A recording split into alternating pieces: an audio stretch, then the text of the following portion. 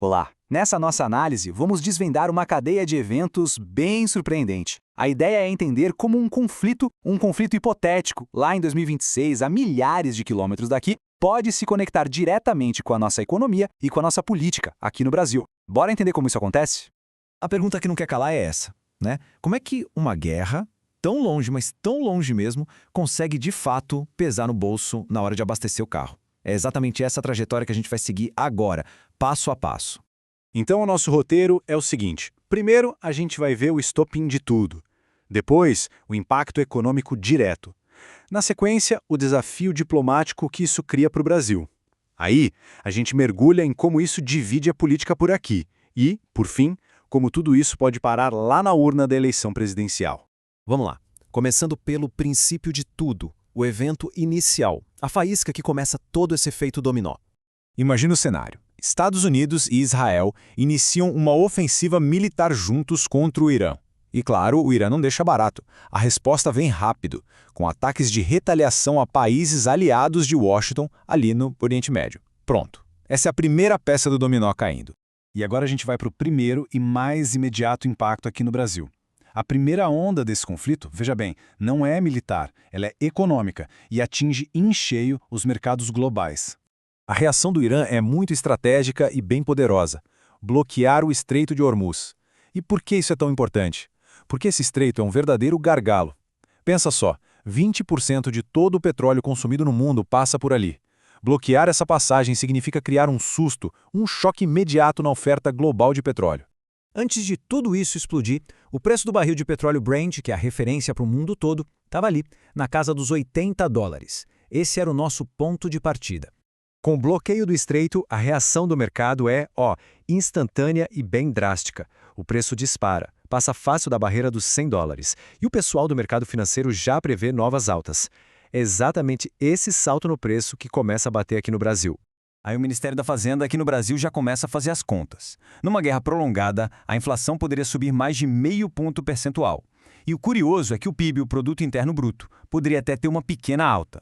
Talvez porque, com toda essa estabilidade, o Brasil pudesse ser visto como um fornecedor de petróleo mais seguro, mais confiável.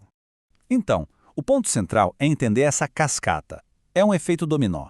O petróleo sobe, o que deixa o diesel mais caro. E como a gente sabe, o Brasil roda sobre caminhões, né? A nossa logística depende disso.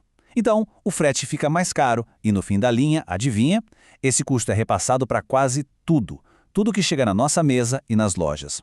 É o preço do supermercado, dos eletrônicos, é basicamente o custo de vida que vai lá para cima. Mas não é só a economia que sente, não. O conflito gera uma segunda onda de impacto, a diplomática.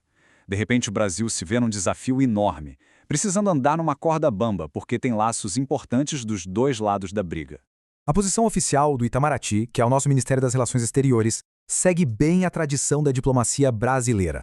Condena o uso da força de todo mundo, pede calma, pede diálogo e defende o direito internacional. É uma postura, em tese, de neutralidade, buscando uma solução pacífica. E essa tela aqui mostra bem o tamanho do problema. De um lado, tem uma parceria de mais de 200 anos com os Estados Unidos e relações com os aliados deles, como a Arábia Saudita. Do outro, tem o Irã, um parceiro importante do Brasil lá no BRICS+, com quem a gente mantém comércio e diplomacia. Ou seja, qualquer movimento mais brusco para um lado ou para o outro pode gerar um atrito bem grande. E é aqui que a coisa fica ainda mais complicada. A crise internacional não fica só lá fora, no campo diplomático. Ela vira combustível para a fogueira da nossa política interna, que já anda bem polarizada.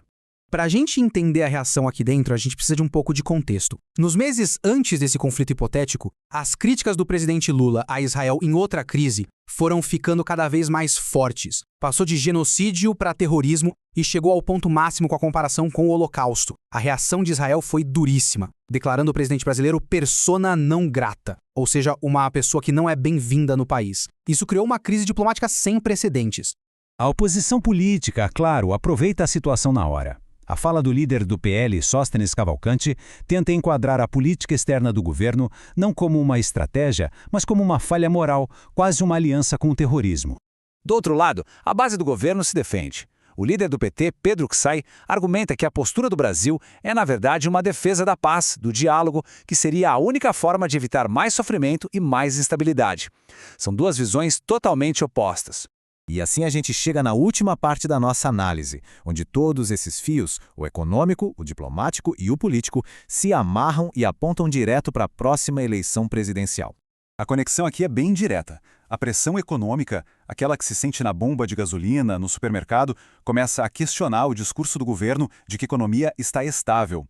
Esse aumento no custo de vida afeta muito mais os brasileiros de baixa renda, que são uma parte importantíssima da base eleitoral de Lula.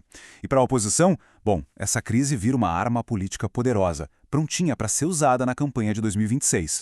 E assim a gente fecha o círculo, voltando quase à nossa pergunta inicial. O que toda essa cadeia de eventos mostra é que num mundo tão conectado como o nosso, as fronteiras entre o que acontece lá fora e o que acontece aqui dentro estão cada vez mais borradas. A grande questão que fica no ar é até que ponto os acontecimentos do outro lado do planeta podem de fato redesenhar o futuro político de uma nação inteira.